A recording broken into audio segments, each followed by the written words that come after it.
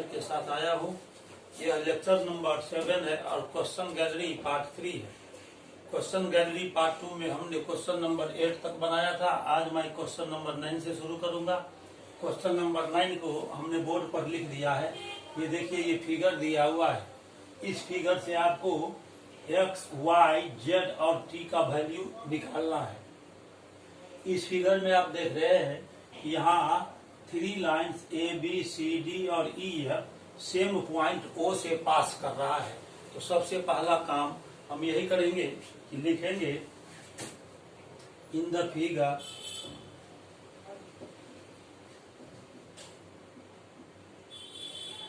three lines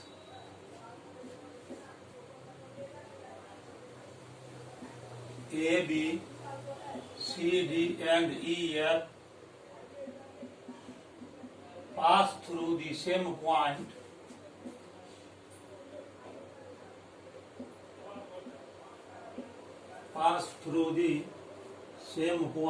O।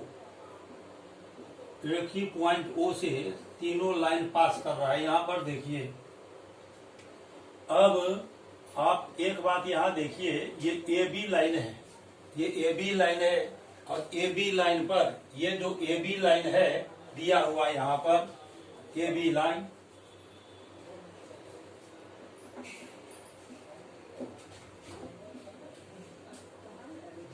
ये AB line है। AB line के पॉइंट O से 3 रेज पास कर रहा है। देखिए OF और OD जो कि AB के एक ही तरफ है। तो लिखेंगे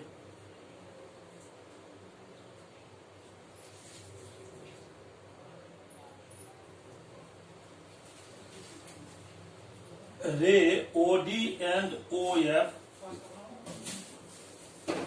raise OD and OF stands on the line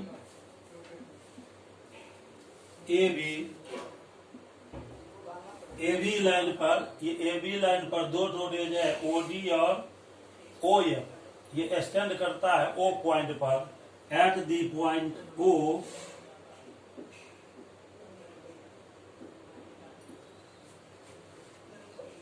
and they are on the same side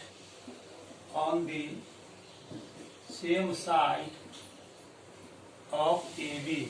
AB line के O पॉइंट पर यहाँ पर 2 रेज है OD और OF, एक ही तरफ ये दोनों रेज है।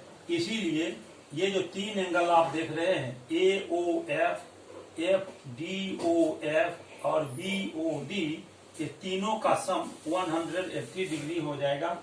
Therefore angle AOF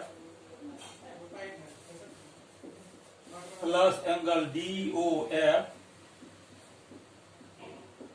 plus angle BOD is equal to 180 degree हो गया। ये तीनों एंगल का सम 180 डिग्री हो गया। अब AOF एंगल देखिए दिया हुआ है x डिग्री प्लस, और DOF है ये 50 डिग्री, यहाँ पर लिखेंगे 50 डिग्री और प्लस BOD ये है 90 degree is equal to 180 degree. अब हम इसको लिख सकते हैं x degree plus 50 plus 90 140 degree is equal to 180 degree. Therefore x degree is equal to निकालेंगे 140 डिग्री को राइट साइड शिफ्ट करेंगे, 180 डिग्री माइनस 140 डिग्री, तो ये आ जाएगा x degree is equal to, ये आ गया 40 डिग्री।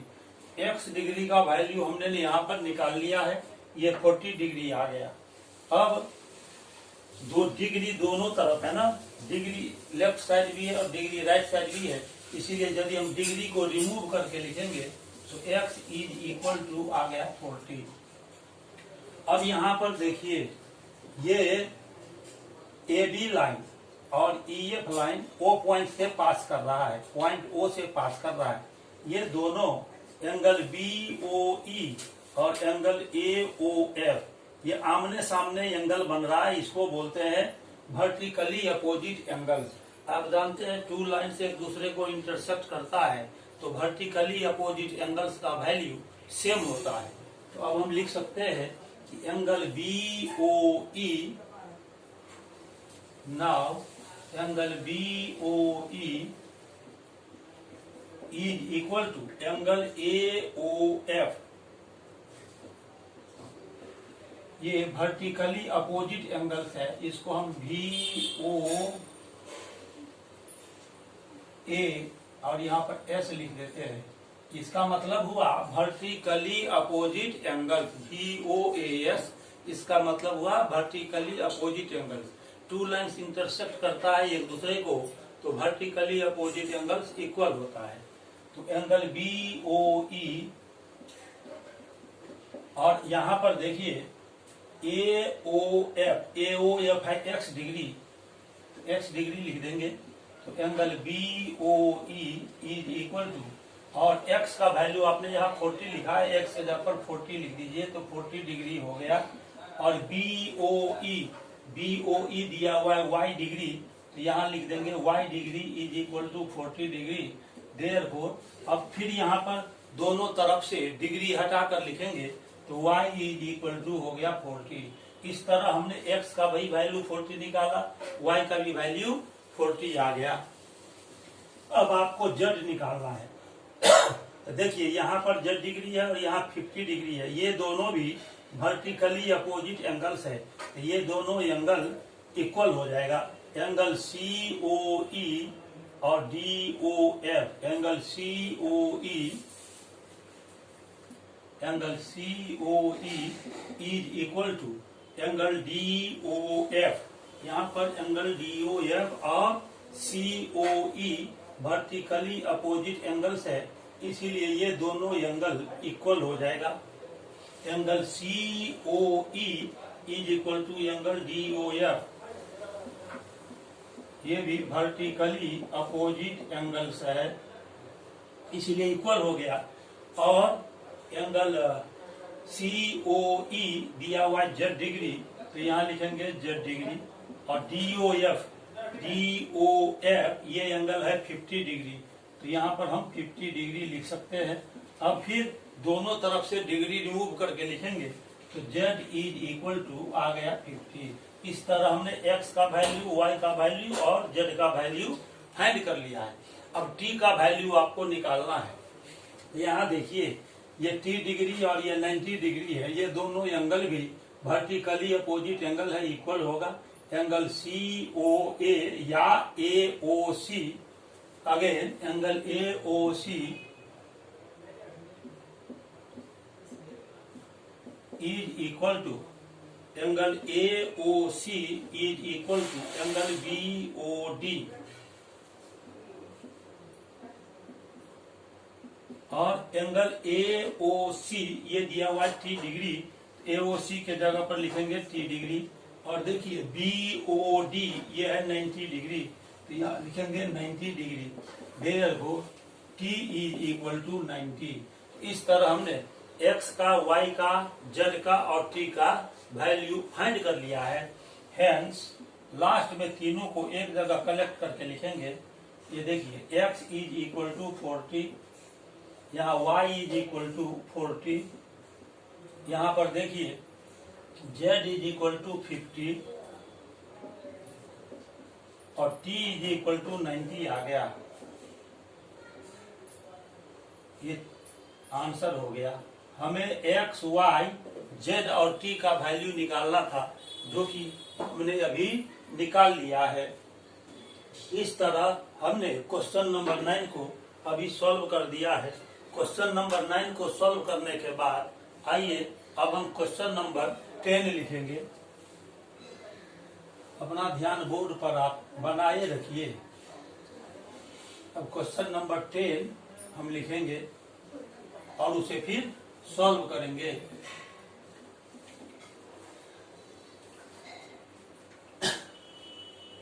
यदि आपने चैनल को सब्सक्राइब नहीं किया है तो चैनल को सब्सक्राइब कर लीजिए, ताकि मैं जैसे ही YouTube पर अपना वीडियो अपलोड करूं तो आपको सबसे पहले मेरा लेक्चर वीडियो मिल सके। और साथ ही साथ बेल आइकॉन पर क्लिक करके इसे ऑल पर सेट कर दीजिए। अपने फ्रेंड सर्किल में और रिलेशनशिप में इसे शेयर भी कर दीजिए। तो इस तरह से अभी हमने क्वेश्चन नंबर 9 को सॉल्व किया है। अब क्वेश्चन नंबर 10 हम लिखेंगे और उसे फिर सॉल्व करेंगे। अभी कोरोना का समय है ना, सिलेबस बहुत पीछे आ गया, इसीलिए हमने कोरोना के कारण जो लॉकडाउन हुआ उसी समय से वीडियो बना रहा हूँ। आपको इससे पहले वाले चैप्टर का सारा वीडियो मेरे चैनल पर मिल जाएगा। प्ले लिस्ट आप खोलेंगे, उसमें सारा चैनल मेरे चैनल पर सारा लेक्चर वीडियो अवेलेबल है, इससे पहले वाले चैप्टर का भी।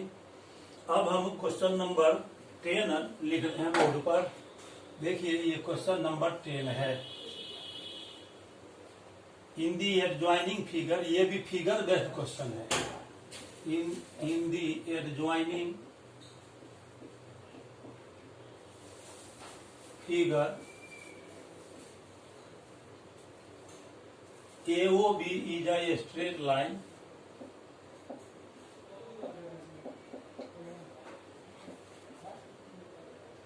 अभी हम फिगर बनाएंगे जिसमें AOB एक स्ट्रेट लाइन है। Find the value of x, find the value of x, hence find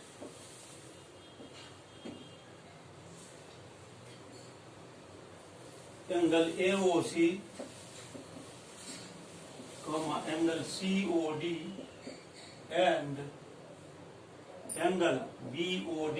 यहाँ पर देखिए फिगर किस तरह से दिया हुआ है।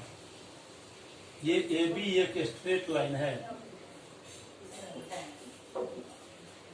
AB स्ट्रेट लाइन है और यहाँ से एक रे आ रहा है, इसे देखिए। इस रे का नाम है OC। OC एक रे है और O पॉइंट से एक दूसरा रे यहाँ से ड्रॉ किया गया है, ये है OD। ये एंगल दिया हुआ है x डिग्री। एंगल COD दिया हुआ है 2x प्लस 9 डिग्री। ये 2x प्लस 9 डिग्री है और ये एंगल दिया हुआ है 3x प्लस 7 डिग्री। आपको सबसे पहले x का वैल्यू निकालना है। जब x का वैल्यू निकल जाएगा उसके बाद एंगल AOC, COD और BOD का वैल्यू लिखना है, कितना कितना होगा। तो आइए इसको अब हम सॉल्व करते हैं। यहाँ देखिए AOB एक स्ट्रेट लाइन है। In the figure AOB is a straight line. AOB एक स्ट्रेट लाइन है और ये जो AB स्ट्रेट लाइन है, यहाँ पर ये जो AB स्ट्रेट लाइन है इसके O पॉइंट पर सेम साइड में OC और OD टू रेज स्टैंड करता है। इस AB लाइन पर वो खड़ा है, आधारित है। और एक ही साइड में जब ऐसा सिचुएशन आता है कि किसी लाइन के एक पॉइंट पर 2 या मोर रेज उसके सेम साइड में स्टैंड करता है, तो इस प्रकार जितना भी एंगल बनेगा उसका सम 180 डिग्री होता है। रेज OC एंड OD, ये रेज OC और OD स्टैंड करता है किस पर? लाइन AB पर, O पॉइंट पर। Stand on the line AB at the point O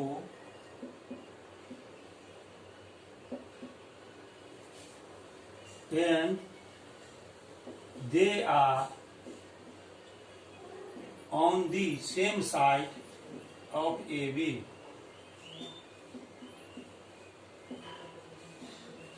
A B के सेम साइड में ये ओ सी और ओ डी दोनों रेड स्टैंड कर रहा है।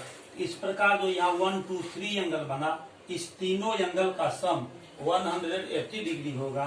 देयरफॉर लिखेंगे angle A O C plus angle C O D plus angle B O D is equal to 180 degree. तो एंगल ए ओ सी का वैल्यू है 3x प्लस 7 डिग्री, तो यहाँ लिख देंगे 3x प्लस 7 डिग्री प्लस यहाँ देखिए सी ओ डी है, सी ओ डी ये है 2x प्लस 9 डिग्री, तो यहाँ लिखेंगे 2x प्लस 9 डिग्री और plus angle B O D ये है x डिग्री, तो यहाँ x डिग्री लिख देंगे बी ओ डी के जगह पर इज इक्वल टू 180 डिग्री। अब डिग्री यहाँ पर देखिए डिग्री दोनों तरफ है, तो हर एक टर्म में जो ये डिग्री मौजूद है इसको हम रिमूव कर सकते हैं। तो 3x plus 7 plus 2x plus 9 plus x is equal to 180। अब ब्रैकेट को रिमूव कर दीजिए, चाहे हम डायरेक्ट लिखेंगे। देखिए यहाँ 3x है, यहाँ 2x है और यहाँ x है, तो 3x में 2x ऐड करेंगे 5x और x, ये हो जाएगा 6x प्लस 7 प्लस 9 16, यहाँ लिखेंगे 16 is equal to 180। Therefore 6x निकालेंगे तो ये 60 लेफ्ट साइड में पॉजिटिव है, राइट साइड इसको शिफ्ट करेंगे, ये प्लस 16 इधर आएगा राइट साइड में, तो माइनस 16 हो जाएगा। 180 माइनस 16, तो इस तरह से 6x इज इक्वल टू हो जाएगा 180 में से 16 माइनस कीजिए, 10 माइनस 6 ये आ गया 4, ये बच जाएगा 17 माइनस 1, तो ये हो जाएगा 164। Therefore x is equal to 164 और y में आ जाएगा ये 6 से इसको कट कर दीजिए, 6 टू द 12, यहाँ पर आ गया 4, ये हो जाएगा 44, 6 टू द 12 हो गया, यहाँ 4 आ गया, तो 164।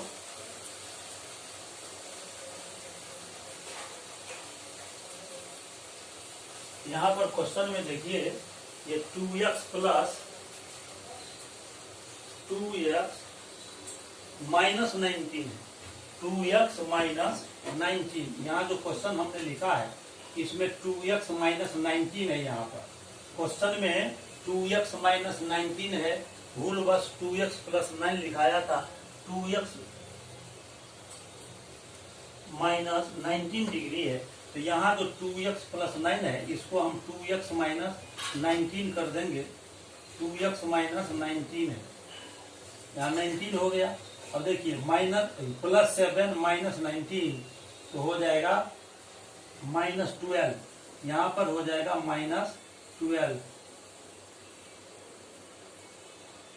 ये माइनस 12 राइट साइड आएगा, तो यहाँ हो जाएगा प्लस 12। 180 में 12 को प्लस कर देंगे तो 192 हो जाएगा, या 192,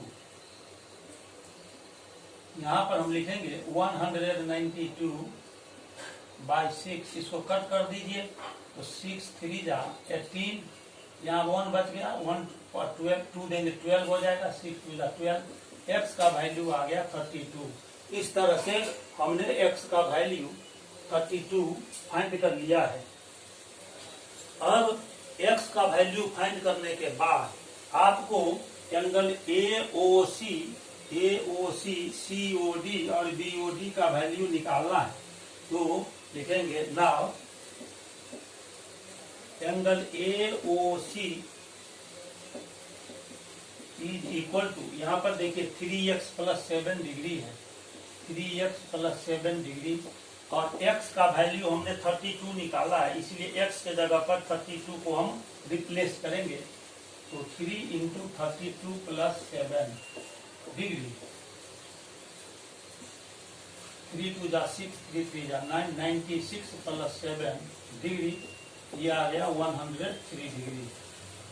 AOC को अभी हमने फाइंड कर लिया है। अब इसके बाद देखिए एंगल है COD, angle COD is equal to, यहाँ पर देखिए 2x माइनस 19 है, तो 2x माइनस 19 डिग्री, तो 2 इंटू और x के जगह पर 32 रखेंगे, 32 और माइनस 19 कितना डिग्री आ जाएगा,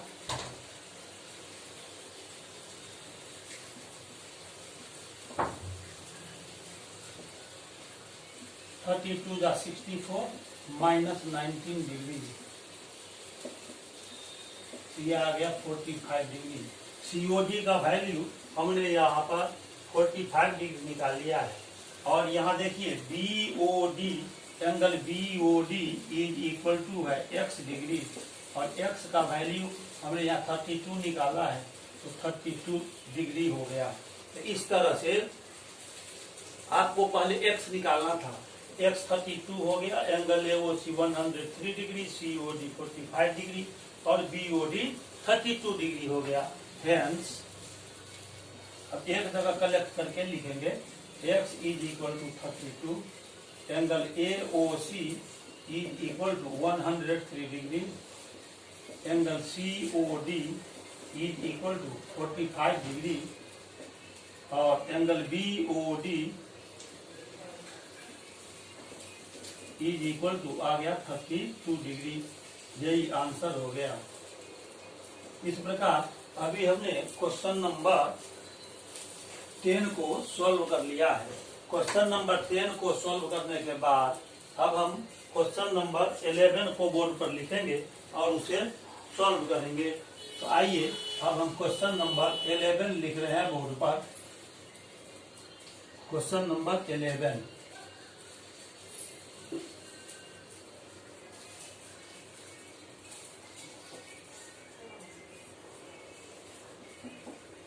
क्वेश्चन नंबर 11 को बोर्ड पर लिखने के बाद उसे हम सॉल्व करेंगे।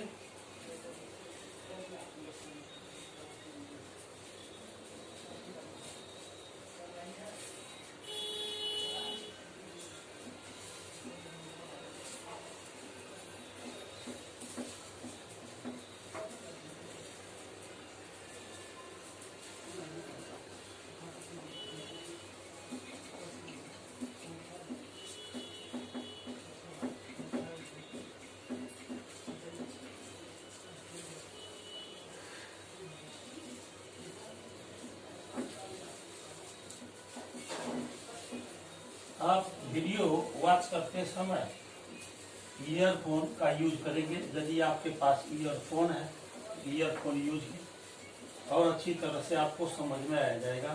कहीं समझ में नहीं आता हो, वीडियो को स्टॉप करके आप पॉज करके उसे फिर से बढ़िया ढंग से समझने का कोशिश कीजिए। मेरा प्रयास है कि हर क्वेश्चन का सॉल्यूशन आपको अच्छी तरह से समझ में आ जाए। अब हम क्वेश्चन नंबर 11 लिख रहे हैं बोर्ड पर। आइए क्वेश्चन नंबर 11 को बोर्ड पर हम लिख रहे हैं। If two parallel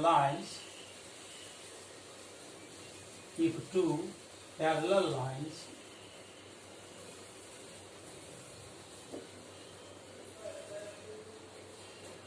are intersected by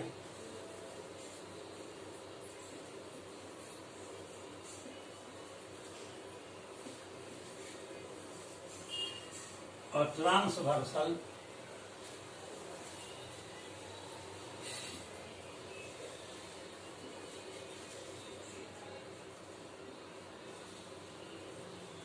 prove that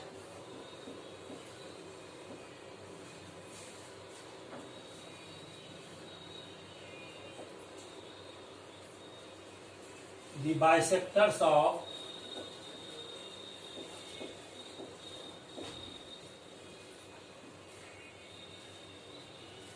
the two pairs of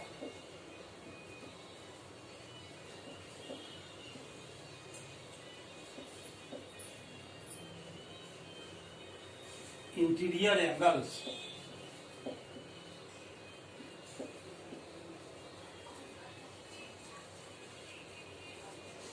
enclose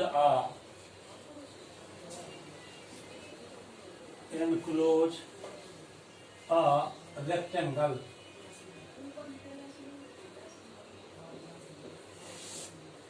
इसमें देखिए क्वेश्चन में दिया हुआ है कि आपके पास टू पैरेलल लाइन दिया हुआ है।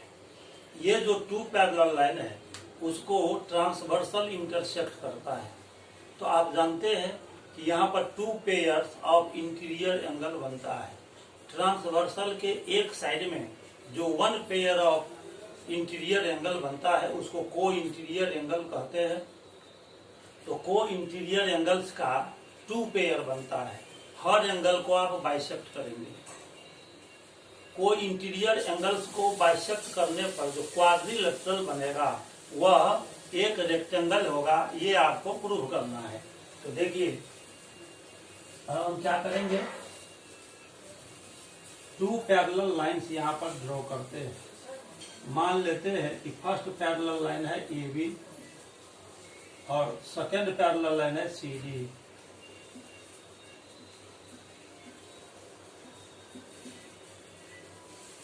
पैरेलल लाइन में फर्स्ट लाइन है ए बी और सेकेंड लाइन है सी डी।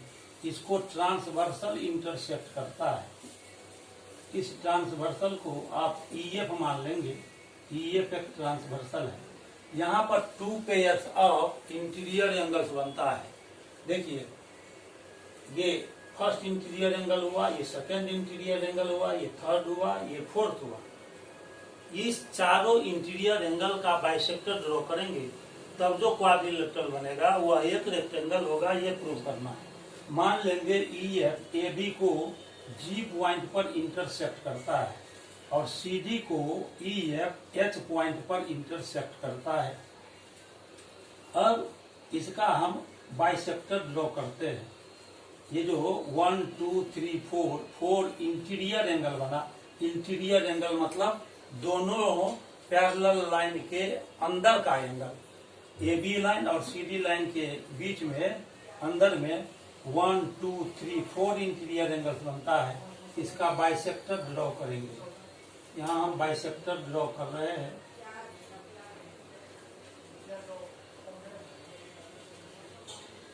तो देखिए हमने बाइसेक्टर ड्रॉ कर दिया है। यहाँ पर एंगल ए जी एच का बाइसेक्टर ड्रॉ किया, एंगल बी जी एच का बाइसेक्टर ड्रॉ किया, एंगल सी एच जी का भी बाइसेक्टर ड्रॉ कर लिया, एंगल डी एच जी का भी बाइसेक्टर हमने ड्रॉ कर लिया है। ये मान लीजिए एल पॉइंट है, ये एम पॉइंट है कि नहीं। तो H L angle C H G को बाइसेक्ट करता है इक्वल पार्ट में। बाइसेक्ट करने का मतलब हुआ कि इक्वल पार्ट में उसको डिवाइड कर रहा है। यहाँ डी एच जी का बाइसेक्टर एच एम है। इधर भी ये टू इक्वल पार्ट में डिवाइड हो जाएगा। और डी जी एच का बाइसेक्टर जी एम है।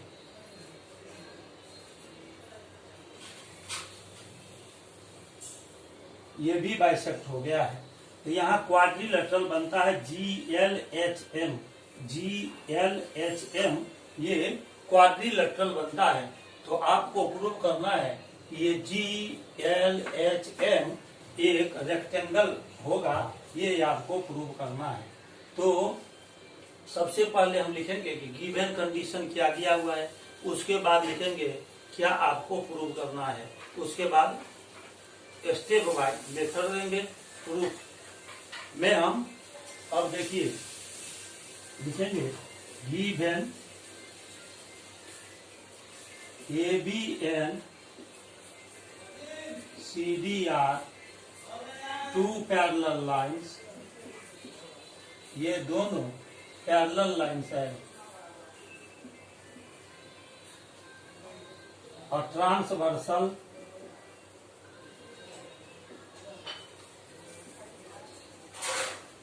intersects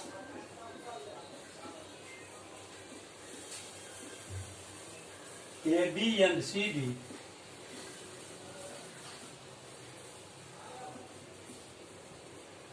at the points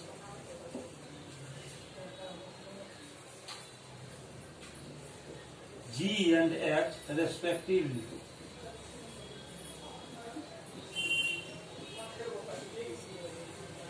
जी और एच पर उसको इंटरसेप्ट करता है। अब यहाँ देखिए ये GL, HL, फिर HM और GM इस को इंटीरियर एंगल का बाइसेक्टर्स है, तो उसको भी लिखना पड़ेगा। लिखेंगे GL, HL, HM and GM bisects the interior angles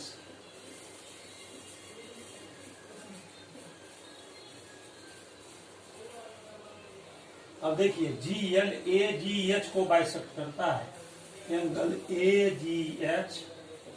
ये HL एंगल CHG को बाइसेक्ट करता है, एंगल CHG। ये HM एंगल DHG को बाइसेक्ट करता है, और ये जो GM है GM ये एंगल BGH को बाइसेक्ट करता है, एंगल BGH रेस्पेक्टिवली। आपको क्या प्रूव करना है सो लिखिए। हम लिखेंगे टू प्रूव, क्या प्रूव करना है ये देखिए। प्रूव क्या करना है, GLHM एक रेक्टेंगल है, ये जो क्वाड्रिलेटरल बना वह एक रेक्टेंगल होगा, ये प्रूव करना है। ये quadrilateral GLHM is a rectangle। ये रेक्टेंगल है, ये आपको प्रूव करना है। अब देखिए इसके बाद हम आगे चलेंगे।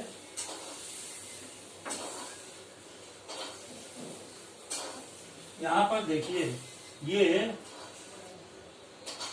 AB और CD पैरेलल है, AB पैरेलल है CD। ये AB और CD पैरेलल है, इसीलिए एंगल BGH, ये एंगल BGH और एंगल CHG, ध्यान दीजिए BGH और CHG ये दोनों अल्टरनेट एंगल होगा। ऐसे ये AB है, ये AB लाइन है और ये CD लाइन है, और यहाँ से ट्रांसवर्सल आ रहा है EF, इसको G और H पर इंटरसेक्ट करता है। तो ये दोनों लाइन यदि पैरेलल है तो इसका अल्टरनेट एंगल ये हो जाएगा, एंगल BGH और CHG ये दोनों अल्टरनेट एंगल है, इसलिए दोनों इक्वल होगा। Therefore angle BGH is equal to angle CHG। ये pair of equal alternate angle हो गया।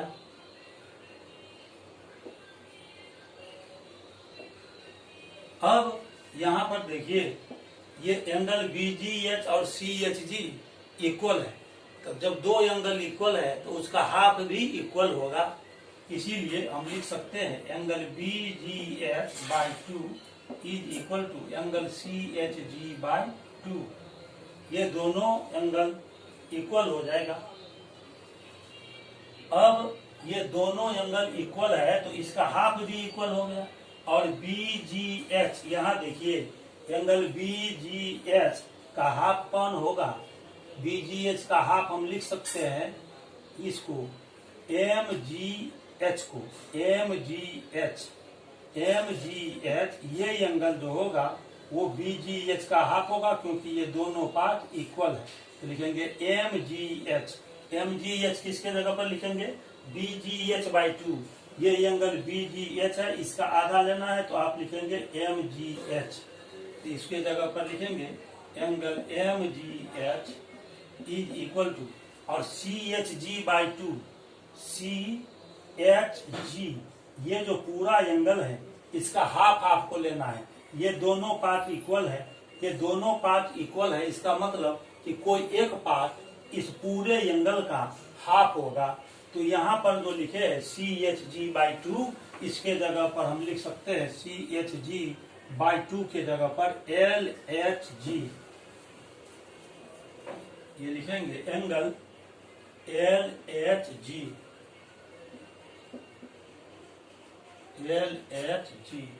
ये हमने लिख दिया। अब इसका रीजन आपको लिखना है।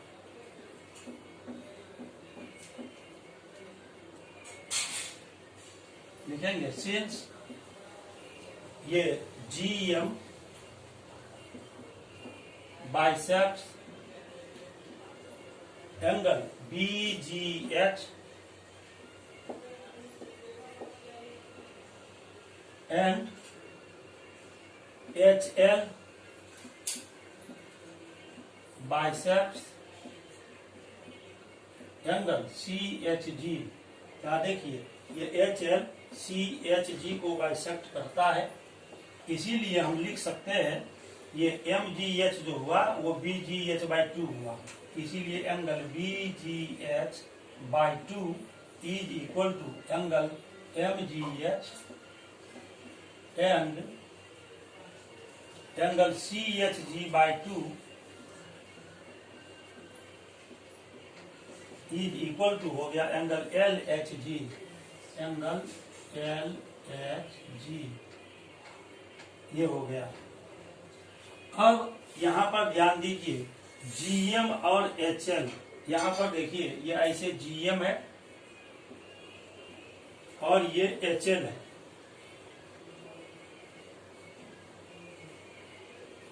ये हो गया HL, इसे ये लाइन ऐसे मिल रहा है।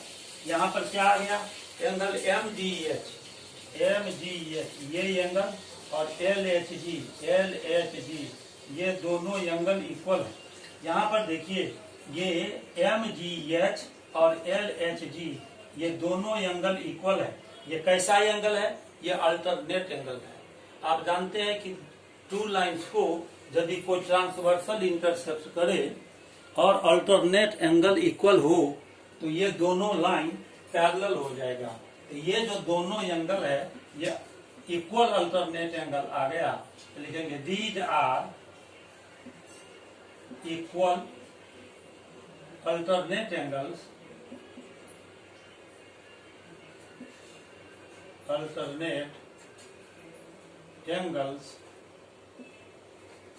किस दो लाइन के संदर्भ में ये इक्वल अल्टरनेट एंगल्स है, GM और HL के संदर्भ में। विथ रेस्पेक्ट टू लिखेंगे WRT का मतलब हुआ विथ रेस्पेक्ट टू, यानी किसके संदर्भ में, तो GM और HL के संदर्भ में। With respect to GM and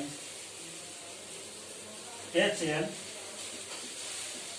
इसीलिए क्या हो जाएगा, ये अल्टरनेट एंगल इक्वल हो गया तो GM और HL पैरेलल हो जाएगा, GM पैरेलल HL।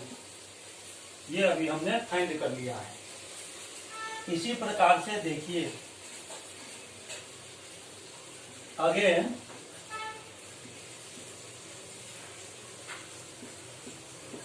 ये AB पैरेलल है CD,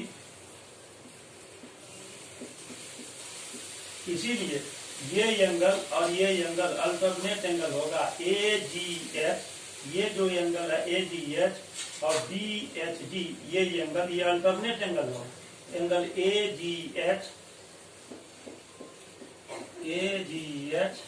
is equal to angle BHG, equal alternate angles.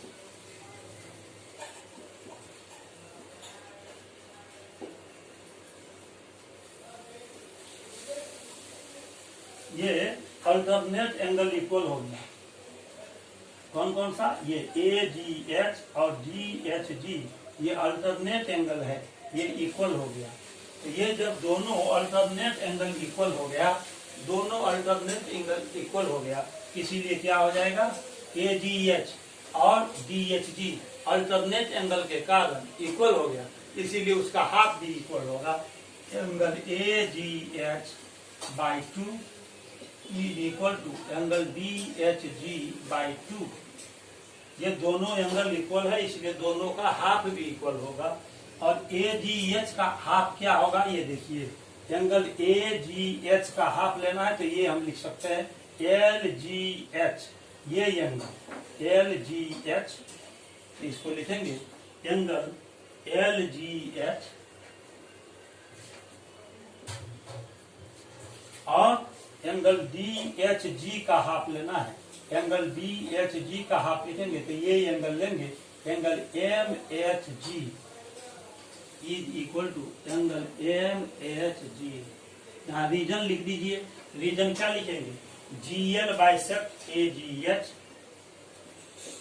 Since G L bisect angle A G H and, और ये देखिए ये एच एम बाइसेक्ट करता है डी एच जी को, एंड एच एम बाइसेक्ट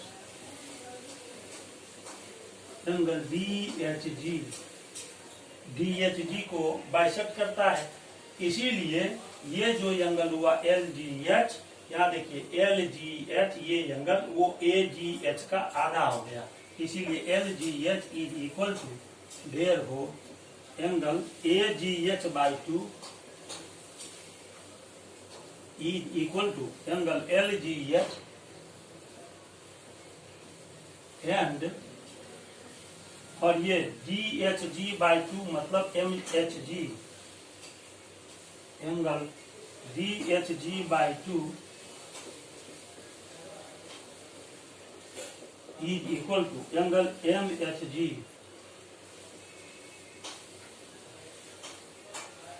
ये हो गया। अब ये दोनों जो एंगल है एल जी एच, ये जो एंगल आया एल जी एच, यहाँ देखिए एल जी एच और एम एच जी ये दोनों अल्टरनेट एंगल है।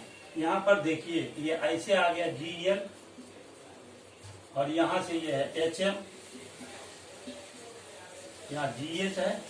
इस फिगर को हम इसी में से बाहर निकाल के आपको बता रहे हैं, ये दोनों एंगल इक्वल हो गया। यहाँ पर देखिए एल जी एच और एम एच जी ये दोनों एंगल इक्वल है। ये कैसा एंगल है, अल्टरनेट एंगल है। अल्टरनेट एंगल होने के कारण ये जी एल और एच एम ये दोनों पैरेलल होगा। लिखेंगे these are equal alternate angle, ALT लिख करके हम डाउट देते हैं, इसको अल्टरनेट पढ़ते हैं, अल्टरनेट एंगल्स देयरफॉर, इसीलिए क्या हो जाएगा, ये GL और HM पैरेलल हो जाएगा।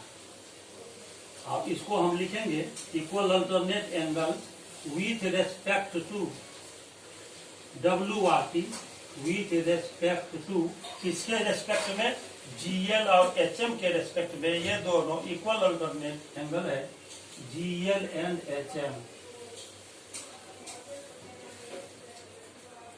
इस दोनों लाइन के रेस्पेक्ट में ये इक्वल अल्टरनेट एंगल है, इसीलिए GL पैरेलल हो जाएगा HM के।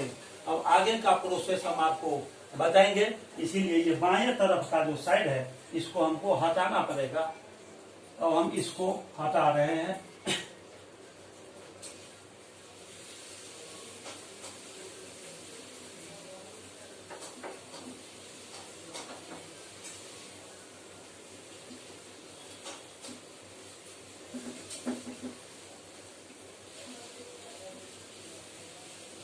देयरफॉर ये GL और HM पैरेलल हो जाएगा, GL पैरेलल हो जाएगा HM। अब चलिए इस क्वाड्रिलेटरल में देखिए GL HM में, इन क्वाड्रिलेटरल GL HM, यहाँ पर हमने अभी लाया है GM parallel HL, GM parallel HL and, और यहाँ पर हमने लाया है कि GL parallel HM, GL parallel HM। अब यहाँ पर ध्यान दीजिए, यहाँ पर आप ध्यान दीजिए, ये जो क्वाड्रिलेटरल बना था GL HM ऐसे है,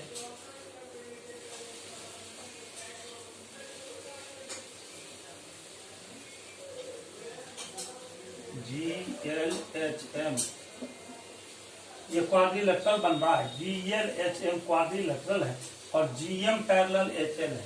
ये जो GM है वो HL के पैरेलल है और GL ये हुआ, ये पैरेलल किसके है? HM के, ये HM के पैरेलल है।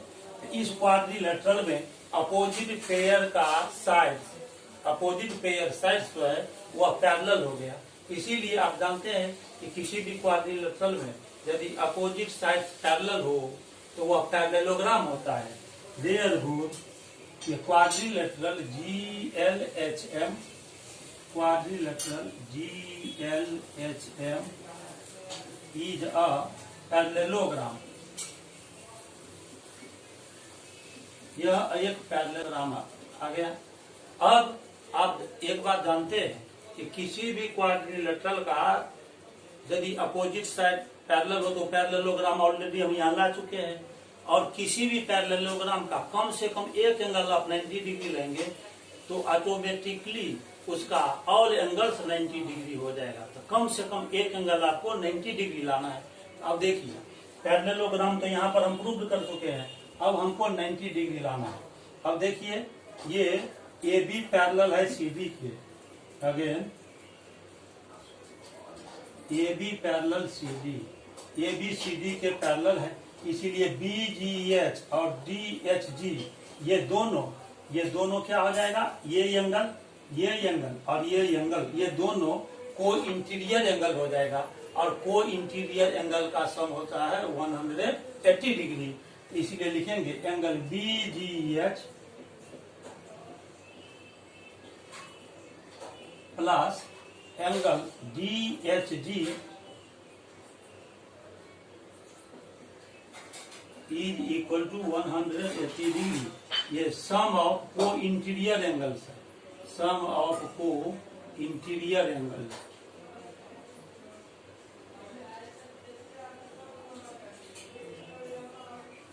ये दोनों को इंटीरियर एंगल था, इसीलिए उसका सम हो गया 180 डिग्री।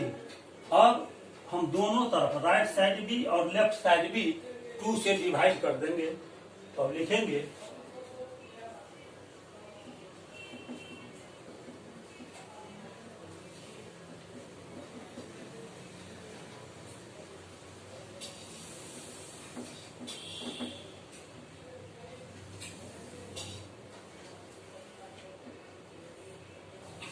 यहाँ पर देखिए लेफ्ट साइड भी और राइट साइड भी दोनों साइड सेम नंबर से डिवाइड करने पर कोई फर्क नहीं पड़ता है। यहाँ हम दोनों तरफ 2 से डिवाइड करेंगे।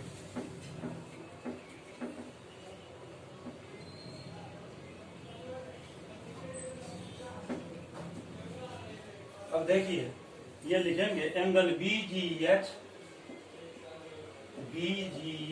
By 2 plus angle DHG by 2 is equal to 180 degree by 2। ये हमने क्या किया? दोनों तरफ, ये जो स्टेटमेंट आया था दोनों तरफ हम 2 से यहाँ पर डिवाइड कर दिए। तो लेफ्ट साइड जब डिवाइड करेंगे तो दोनों ही टर्म में 2 से अलग अलग डिवाइड होगा और राइट साइड भी 2 से डिवाइड हो जाएगा। तो एंगल BGH बाई 2।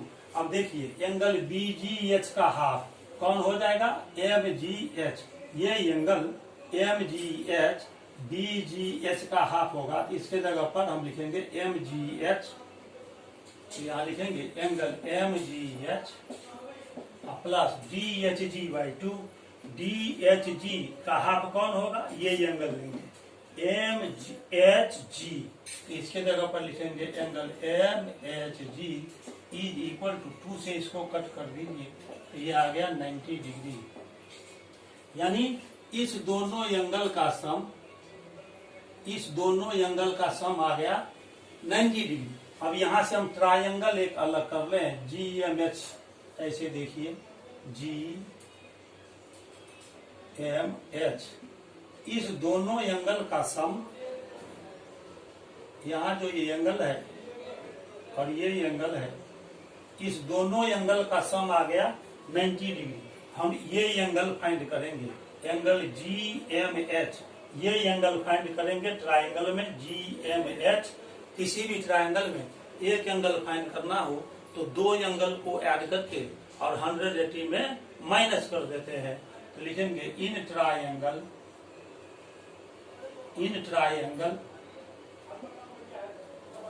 GMH, यहाँ पर एंगल GMH निकालेंगे, GMH ये एंगल निकालना है तो 180 में ये जो बाकी दो एंगल है उसको ऐड करके 180 में से माइनस कर देंगे। तो ये हो जाएगा 180 डिग्री माइनस एंगल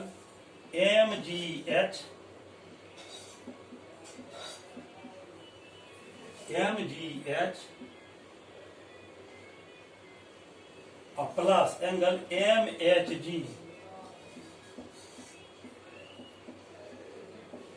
ये हो गया।